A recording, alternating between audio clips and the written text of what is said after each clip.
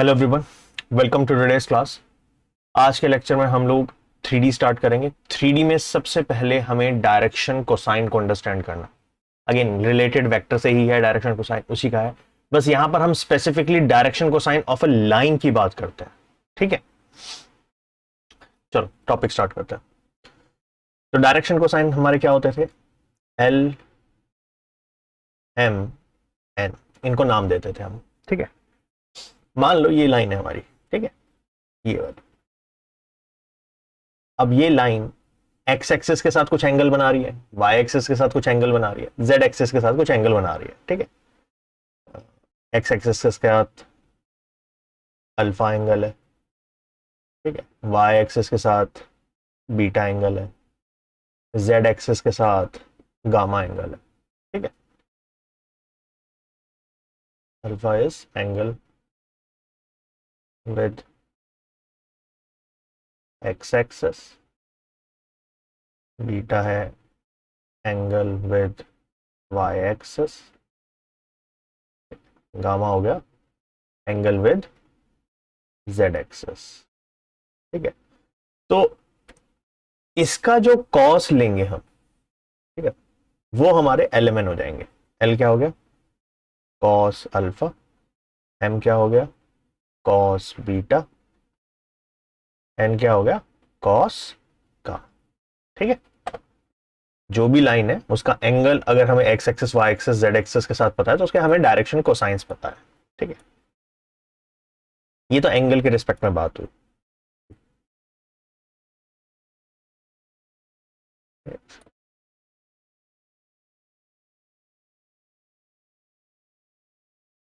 अच्छा, ठीक है, उसके अलावा एक इंपॉर्टेंट रिलेशन इनमें ये होता था कि L square plus M square plus N square क्या होता है? 1 होता है, या cos square alpha plus cos square beta plus cos square gamma 1 होता है।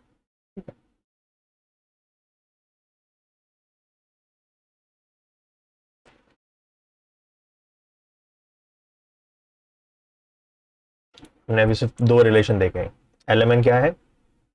Cos alpha cos beta cos gamma. Alpha beta gamma क्या है? Angle with X axis Y axis and Z axis. ठीक है, और L square M square plus N square हमेशा 1 होता है। ठीक है, अच्छा, अब देखो ये एक लाइन है, तो अगर एक लाइन है तो इसकी एक डायरेक्शन है, तो इससे एसोसिएटेड जो वेक्टर होगा उसको मैं बी वेक्टर कहूंगा। बी वेक्टर क्या बताता है? लाइन की डायरेक्शन बताता है। ठीक है, तो मैं यहां पर एक वेक्टर डिफाइन कर रहा हूं। ठीक है, इसे आगे हम बहुत कॉमनली यूज करेंगे। ठीक है, बी वेक्टर। बी वेक्टर क्या बताता है? Direction of line. ठीक है, डायरेक्शन ऑफ लाइन। ठीक है, लाइन तो वैसे दो बोथ साइड एक्सटेंड होते हैं, तो किसी भी एक डायरेक्शन को कंसीडर कर लो, चाहे इस अपवर्ड वाली डायरेक्शन को कंसीडर कर लो, उसको हमने बी वेक्टर कह दिया। ठीक है, अब ये वेक्टर है तो ये वेक्टर तरीके से लिखा गया होगा। वेक्टर का तरीका लिखने का क्या होता है? आई कैप जे कैप के कैप में लिखा जाता है। तो अगर हमारा बी वेक्टर जो है वो बी वन आई कैप, या आई थिंक एनसीईआरटी के हिसाब से अगर हम देखें तो वो ए बी सी लिखते हैं यहाँ पे। ठीक है, मैं एनसीईआरटी को फॉलो कर देता हूँ, बट थोड़ा सा ना ध्यान से अंडरस्टैंड करना। तो प्रॉब्लम जो आती है ना वो आती है कि ए बी सी में भी बी आ रहा है और ये बी वेक्टर में भी आ रहा है, ये बी और ये बी अलग है। ठीक है, ये भी एक वैल्यू है, ये भी एक वेक्टर है। ठीक है, तो कंफ्यूज मत हो ना कि जब स्मॉल बी लिखा है तो क्या है ये, और कैपिटल ये बी वेक्टर लिखा है तो ये क्या है। ये दोनों अलग अलग है।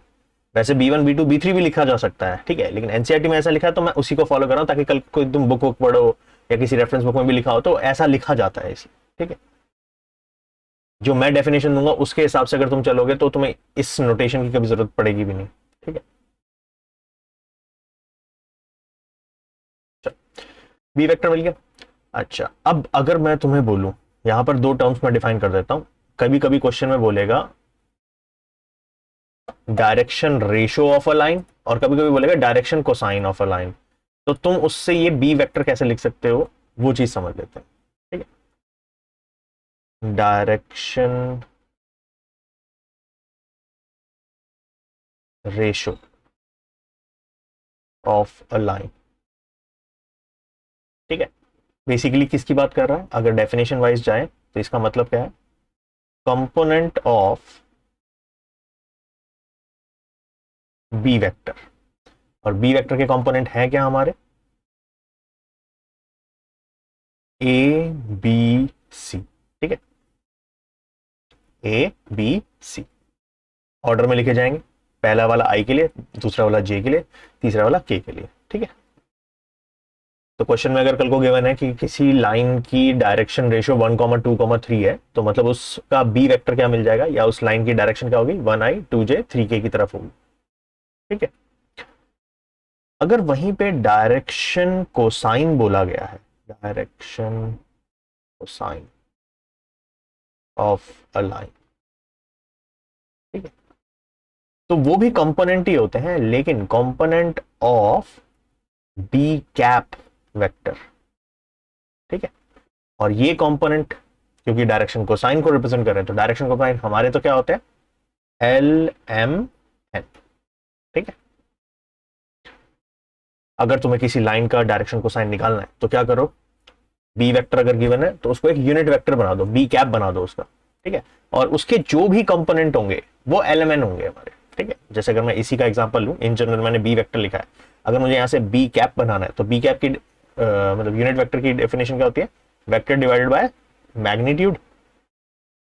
तो वेक्टर है हमारा ए आई प्लस बी जे प्लस सी के। ठीक है, और अगर मैग्नीट्यूड की बात करें तो मैग्नीट्यूड क्या होता है, square root of A square plus B square plus C square. यहां पर भी क्या आ जाएगा फॉर्म में, square root of A square plus B square plus C square.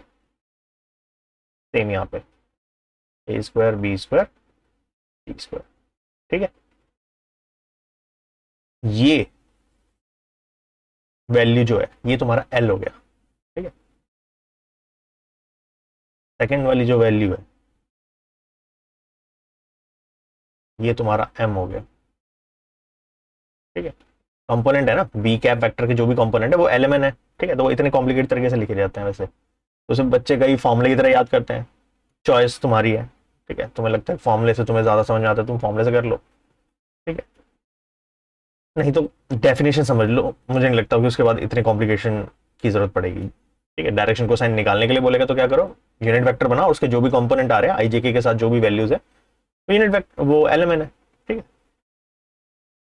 Proper book के हिसाब से जो फॉर्मूला लिखा जाता है वो ऐसा लिखा जाता है, एल इज इक्वल टू, ठीक है,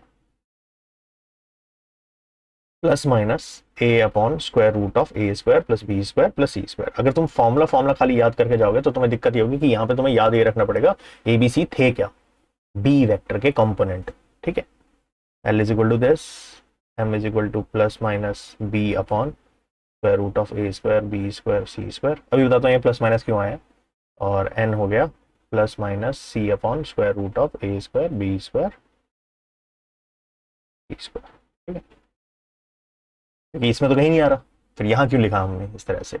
डायरेक्शन का साइन दोनों हो सकते हैं, पॉजिटिव भी हो सकता है नेगेटिव भी हो सकता है, उस चीज को अंडरस्टैंड करता है ऐसा क्यों। अगर मैं एक लाइन की बात करूं, ठीक है, तो एक लाइन ड्रॉ करते हैं, और मैं तुम्हें बोलूं इसका एक्स एक्सिस एक ड्रॉ कर देते हैं। ठीक है? ये एक्स एक्सिस है हमारा, ये लाइन है। ठीक है, ये बी वेक्टर है। अगर मैं तुम्हें बोलूं लाइन का एक्स एक्सिस से क्या एंगल है, तो तुम कहोगे दोनों पॉसिबिलिटीज है, एक तो अगर पॉजिटिव एक्स एक्सिस से बात करो तो एंगल जो भी हमारा था लेट्स से अल्फा, या फिर ये वाला एंगल भी कंसीडर किया जा सकता है जो कि हो जाएगा पाई माइनस अल्फा। ठीक है, अब साफ सी बात है ये एक्यूट है, अज्यूमिंग ये छोटी वैल्यू थी 90 से, तो ये एक्यूट है, तो ये ऑब्ट्यूज है।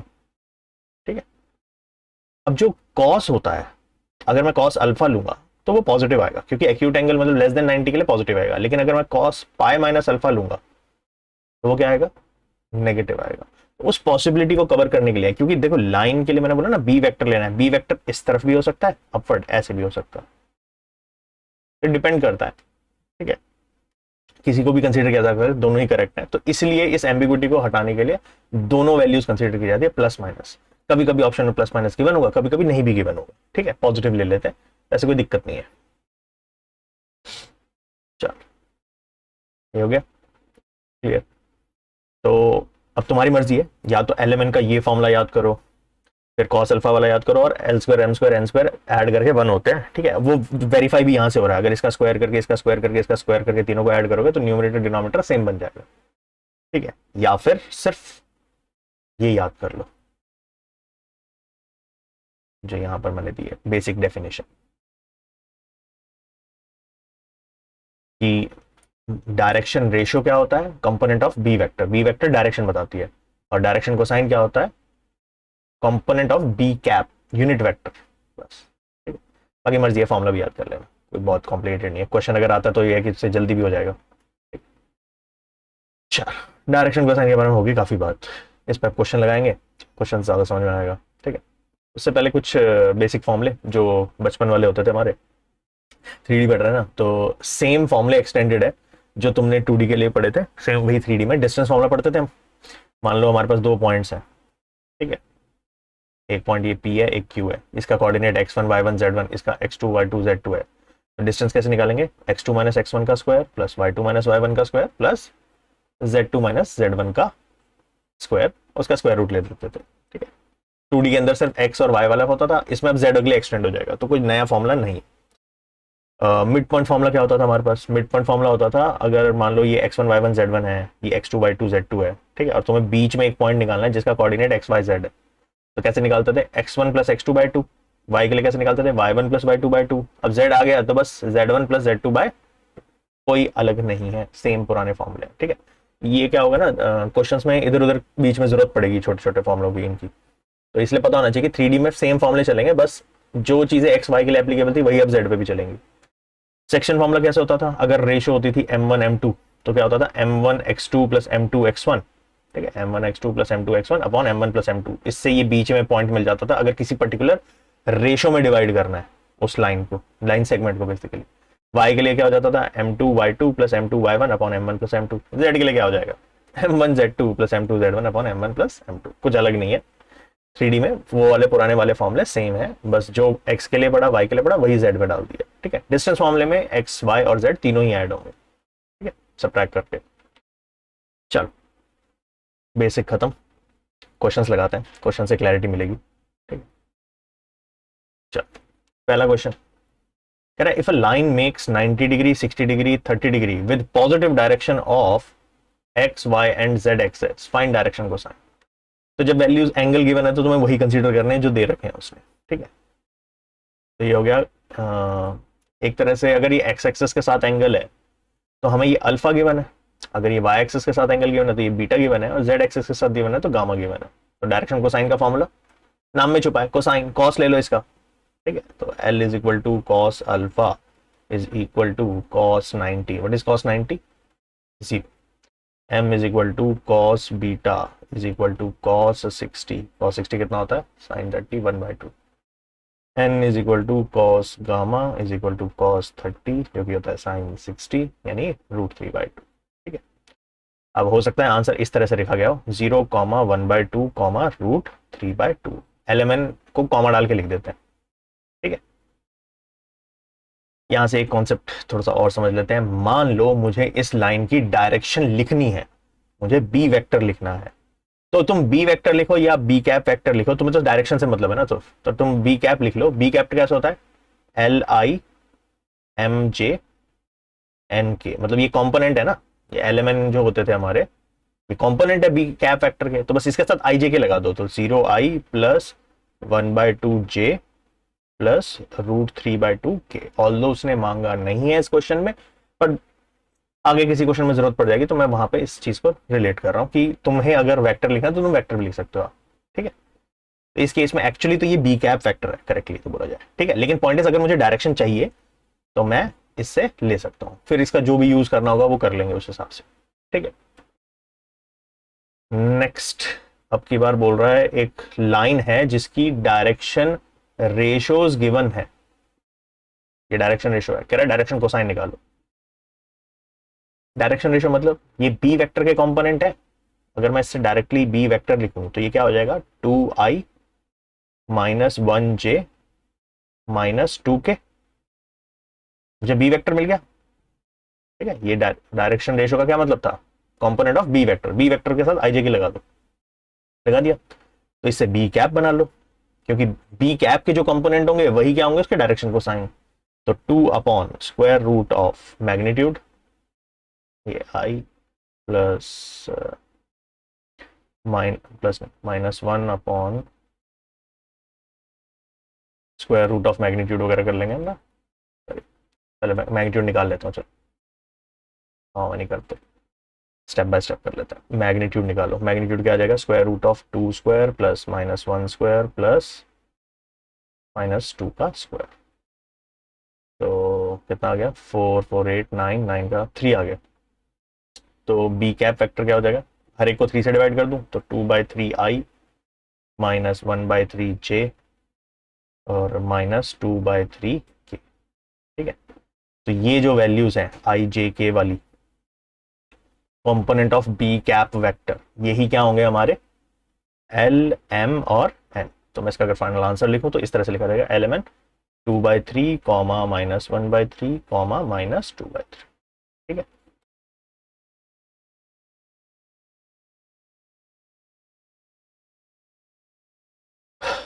चलो हो गया ये। Next, find the direction cosine of a line passing through 2 points. Okay, इसको थोड़ा सा रफली ड्रॉ कर लेते हैं, ठीक है। अगेन मैं प्रिसाइसली क्वाड्रेंट वाइज ड्रॉ नहीं कर रहा, ठीक है, मैंने बस 2 पॉइंट लिए, एक -2, 4, -5 और दूसरा लिया मैंने 1, 2, 3। फाइंड द डायरेक्शन कोसाइन, है ना, of the line passing through, तो मैं एक लाइन ड्रॉ कर देता हूं, ये है ना। अब देखो, लाइन ड्रॉ करने के लिए मुझे लाइन की डायरेक्शन चाहिए, तो मुझे इस लाइन की डायरेक्शन लेने के लिए, या तो ये अगर मैं पॉइंट ए बी बोल रहा हूं तो मुझे ये डायरेक्शन चाहिए ना, कि ए से बी की डायरेक्शन क्या है। तो बेसिकली जो मेरा बी वेक्टर होता है जो कि डायरेक्शन बताता है वो क्या है इस केस में, ए बी वेक्टर।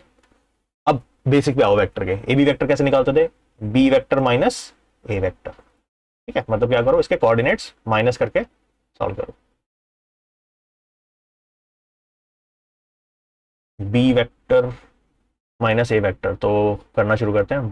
बी में से ए को सब्ट्रैक्ट करना है, 1 -2 कितना हो जाएगा 3i, ठीक है, और 2 -4 -2j, ठीक है, और 3 -5 तो +8k, ठीक है। वेक्टर निकल गया, B vector, again B vector आ गया, तो अभी ऊपर कॉन्सेप्ट से सिखाया बी कैप निकाल लो, क्यों, डायरेक्शन कोसाइन मांगा है ना, तो बी कैप वेक्टर चाहिए। बी कैप करने के लिए क्या करोगे, इसका मैग्नीट्यूड निकालोगे, पहले मैग्नीट्यूड निकाल लेते हैं, square root of 3 square plus -2 square plus 8 square, अजीब सी वैल्यू आएगी लगे, ठीक है, 9 + 4 + 64 64 68 68 और 9 77, अजीब सी वैल्यू है, √77, 9 4 13 67 77, ठीक है।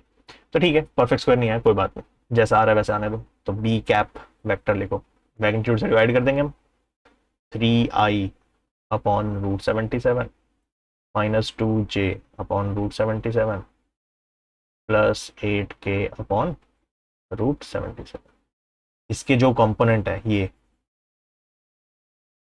यही हमारे क्या है, L M N, L M N. तो हमारा एल एम एन की वैल्यू क्या हो गई, आंसर हो गया 3/√77 -2/√77 8/√70, ठीक है। अच्छा, तो डन है ये वाला। अगेन वो कॉन्सेप्ट समझ लिया ना, तो फॉर्मूला रट्टा मारने की जरूरत नहीं पड़ेगी कुछ भी, ठीक है। नेक्स्ट क्वेश्चन ये बढ़िया है, कह रहा find the direction cosines of X axis Y axis Z axis. MCQ वगैरह के लिए अच्छा है ये क्वेश्चन, यूजुअली वेक्टर दे देते हैं तो बच्चे फॉर्मूले लगा लगा के कर लेते हैं, और इसमें क्या है सोचना पड़ेगा। तो इसको 3D है ना हमारे पास, ड्रॉप, यार ये तो बहुत खराब है, इसको ऐसे बनाता है, ये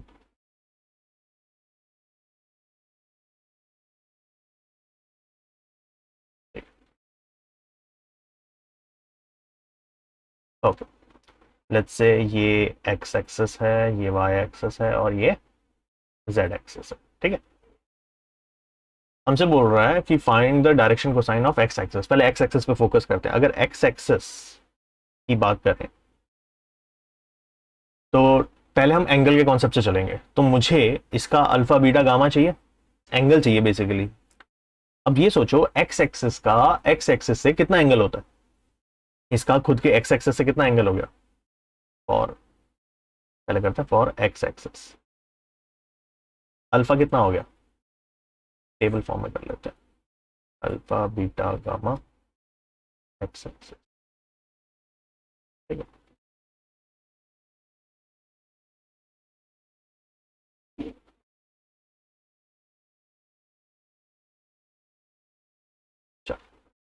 हाँ, एक्स एक्सिस का एक्स एक्सिस से कितना एंगल है, इस लाइन का खुद से ही कितना एंगल है, 0। लेकिन अगर मैं बोलूं कि एक्स एक्सिस का वाई एक्सिस से कितना एंगल है, ठीक है, तो ये कितना है 90 डिग्री। 3D में है, थोड़ा ध्यान से समझना। एक्स एक्सिस का वाई एक्सिस से एंगल कितना होगा 90 डिग्री, म्यूचुअली परपेंडिकुलर होते हैं। एक्स एक्सिस का जेड से भी एंगल कितना होगा 90 डिग्री। तो एल एम एन निकालना कौन सा मुश्किल हो गया फिर। एल एम एन क्या होता है, cos alpha cos beta cos gamma. Cos alpha मतलब कॉस 0 कितना हो गया 1, cos beta cos 90 0, cos gamma cos 90 again 0। L M N क्या हो गया इसके 1 0 0, ठीक है। अब ऐसे ही वाई एक्सिस के साथ सोचो, वाई एक्सिस का एक्स एक्सिस से कितना एंगल है, देख ही रहे हैं यहाँ पे 90 डिग्री। वाई एक्सिस का खुद वाई एक्सिस से कितना हो जाएगा 0। वाई एक्सिस का जेड एक्सिस से कितना एंगल है 90। फिर इनके कॉस ले लो, कॉस 90 0, कॉस 0 1, कॉस 90 अगेन 0, ठीक है। जेड एक्सिस, जेड एक्सिस का एक्स एक्सिस से एंगल 90, जेड एक्सिस का Y axis angle again 90, Z axis का खुद जेड एक्सिस से एंगल 0। तो अगेन इसके कॉस लोगे तो 0 0 1। अब ऐसे भी समझ सकते हो डायरेक्शन को साइन एक्स एक्सिस का क्या होगा, एक्स का 1 0 0, वाई का 0 1 0, जेड का 0 0 1। पैटर्न सा है, ठीक है। पहला एक्स को रिप्रेजेंट करता है, दूसरा वाई को, तीसरा जेड को। एक्स एक्सिस का लेना है तो उसको 1 कर दो, बाकी दोनों 0, ठीक है। वाई के लिए सेकंड वाले को कर दो 1, बाकी दोनों 0। जेड के लिए तीसरे वाले को कर दो 1, बाकी 0, ठीक है। तो ये डायरेक्ट लर्न तो मैं नहीं कहूंगा कि लर्न कर लो इसको, ठीक है, बट इमेजिन करके मतलब और मेंटली किया जा सकता है। ऐसे ऐसा लिखने की जरूरत नहीं है। वो फर्स्ट टाइम तुम्हें समझाने के लिए लिख दिया, बट आगे से इमेजिन करके कर लेना ये पूरा से, ठीक है। चल डन है।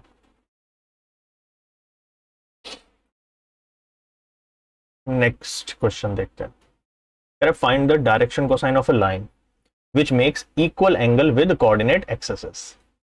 ये तो बताया नहीं कितना एंगल, बस बोल दिया इक्वल एंगल है, मतलब एक्स एक्सिस के साथ भी एंगल अल्फा है, वाई एक्सिस के साथ भी अल्फा है और जेड के साथ भी अल्फा है। मतलब अल्फा बीटा गामा बेसिकली आपस में क्या है, बराबर है, ठीक है। इक्वल एंगल है ना, तो अल्फा बीटा गामा आपस में बराबर है। लेट्स से कुछ एंगल थीटा है, ठीक है। Alpha beta gamma are equal, तो लेट्स से इसकी वैल्यू थीटा ले लिया हमने, ठीक है। अब हमारे पास एक रिलेशन था L square plus M square plus N square equal to 1। L M N क्या होते थे, cos square alpha plus cos square beta plus cos square gamma. 1 था। अल्फा बीटा गामा तो सब किसके बराबर है, थीटा के बराबर है। तो यानी कि cos square theta plus cos square theta plus cos square theta कितना हो गया 1। 3 cos square theta 1, cos square theta 1/3, cos square theta cos theta is equal to plus minus 1/√3, ठीक है। हमसे मांगा भी क्या है, डायरेक्शन कोसाइन ही मांगे, तो ठीक है, फिर तो अच्छी बात है, डायरेक्शन कोसाइन मांगे तो तो डायरेक्शन कोसाइन क्या हो जाएंगे, plus minus 1/√3 plus minus 1/√3 plus minus 1/√3। ठीक है, क्योंकि अगर एंगल इक्वल है तो एलिमेंट जो है वो भी इक्वल आने वाले हैं। ठीक है,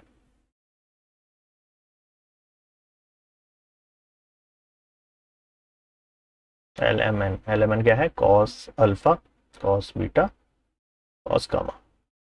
अल्फा बीटा गामा सारे इक्वल है, कॉस थीटा मांग रहा है basic, cos theta plus minus 1/√3। I think done, बस यही था। ठीक है, तो जस्ट गेट कंफर्टेबल ना कि डायरेक्शन को साइन, डायरेक्शन रेशो, बस इनको ढंग से समझ लो। ठीक है, और बी वेक्टर वगैरह लिखना आना चाहिए उससे, या बी वेक्टर गिवन हो तो उससे डायरेक्शन को साइन वगैरह निकालने आने चाहिए। ठीक है, एप्लीकेशन पॉइंट से उल्टा ज्यादा जरूरी है हमारा कि एलिमेंट अगर गिवन है तो बी वेक्टर लिख लो या बी कैप वेक्टर लिख लो उसको, या डायरेक्शन रेशियो गिवन है तो उसे बी वेक्टर लिख लो। ठीक है, वो लिखना आना चाहिए, क्योंकि क्वेश्चन में क्या करेगा, मैनिपुलेट करने के लिए ऐसे देगा, हर बार जरूरी नहीं है बी वेक्टर सीधा सीधा दे दे, कई बार परेशान करने के लिए डायरेक्शन को साइन दे देता है।